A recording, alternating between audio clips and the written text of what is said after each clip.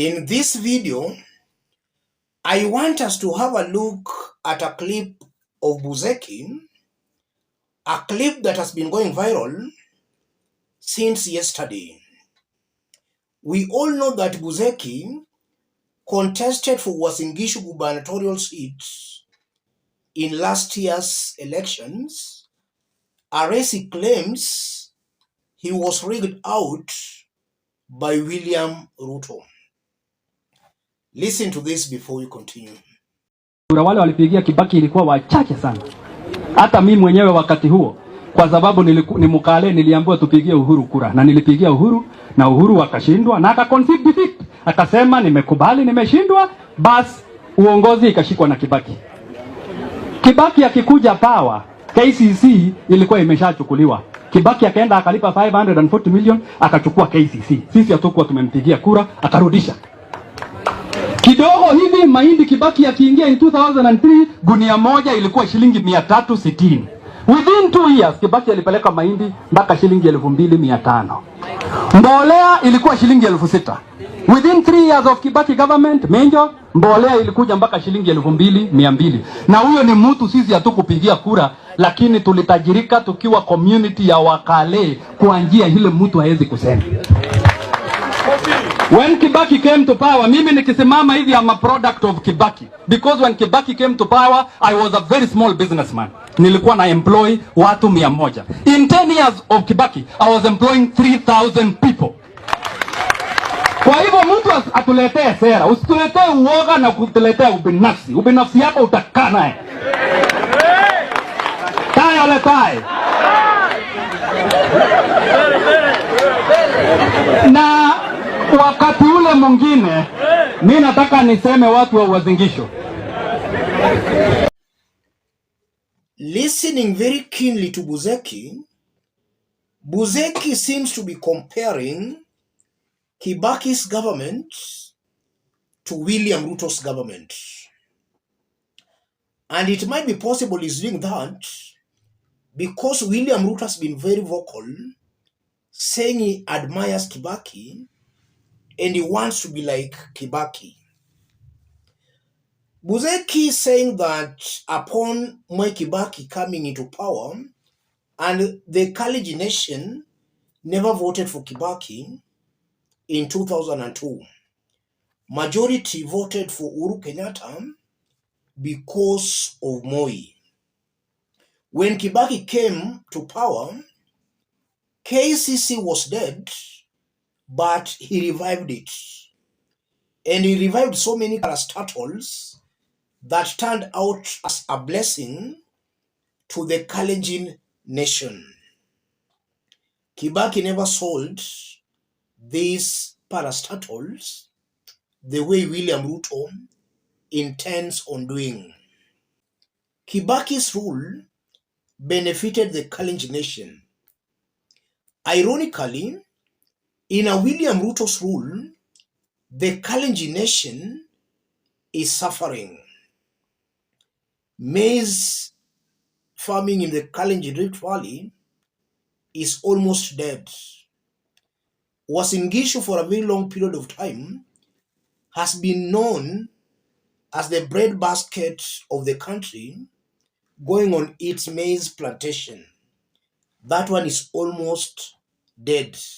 Ruto, a Kalenjin, is actually the president. So it's a fact that even the Kalenjin nation is not benefiting from William Samoei Ruto's rule. Sometimes upon William Ruto coming to power, there was this urge by the government to import GMO maize into the country. And it's highly believed that the likes of Bill Gates were the ones pushing for that idea. And at that time, there was maize harvesting in the Kalenjin Rift Valley and in several parts of the country. William Ruto never considered all that. What he considered was the pressure he was getting from the West. So Ruto chose to listen to the West at the expense of those who voted for him.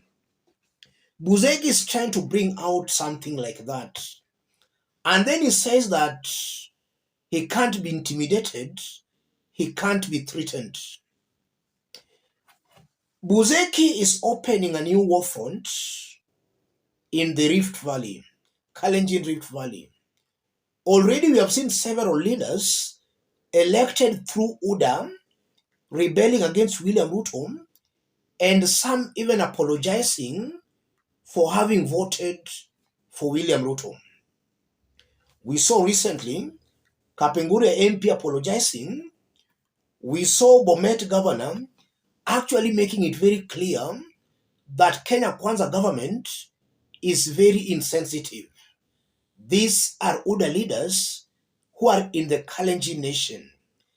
And of late, we have also been seeing Alfred Keter, former Nandi Hills Member of Parliament, actually dirtying the waters for William Ruto in the Kalenjin Rift Valley. I won't be wrong to conclude that William Ruto is under siege from his own backyard, because on the ground we have seen some signs of rebellion, some signs of restlessness. The people have been calling William Ruto to order, and some even saying they'll never vote for William Samoei Ruto. And I'm one person who strongly believes that politics do change. Kenyans should come out from this notion that the Kalenjin vote is automatically for William Samoei Ruto.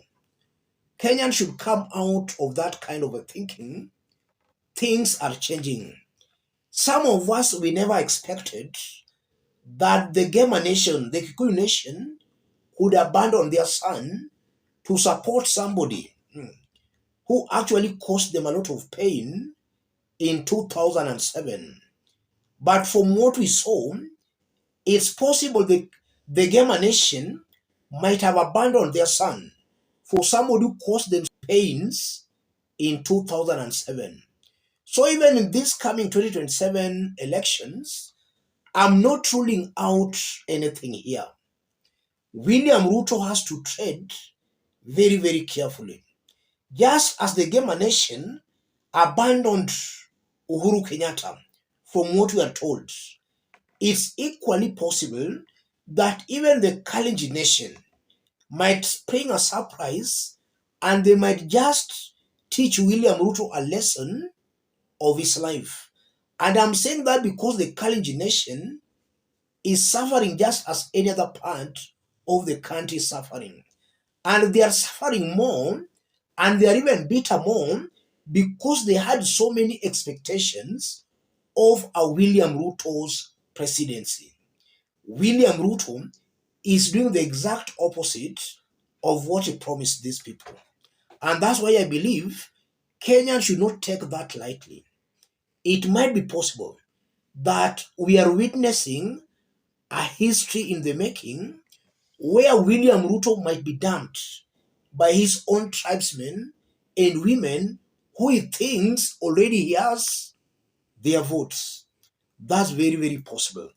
And if the likes of Alfred Keter Buzeki and these other progressive leaders from the Kalenjin nation can join hands together, then William Ruto will surely be in serious problems come the next election. And from Buzeki's remarks, it's very clear that as time goes by, more Kenyans and more leaders are getting emboldened in their criticism of William Samoei Ruto. And if William Ruto does not do anything, or rather something, if William Ruto does not change his course of action, then even that 2027 might be very, very far. There is a serious revolution, a serious rebellion brewing against William Ruto, not only in his backyard, but also across the country. Already the mountain is becoming very, very slippery for William Samoei Ruto. Let me stop it there, ladies and gentlemen. In case you are watching us, but you have not yet subscribed, subscribe, give this video a like. Thank you. God bless you. God bless Kenya. Let's meet in our next analysis. Thank you.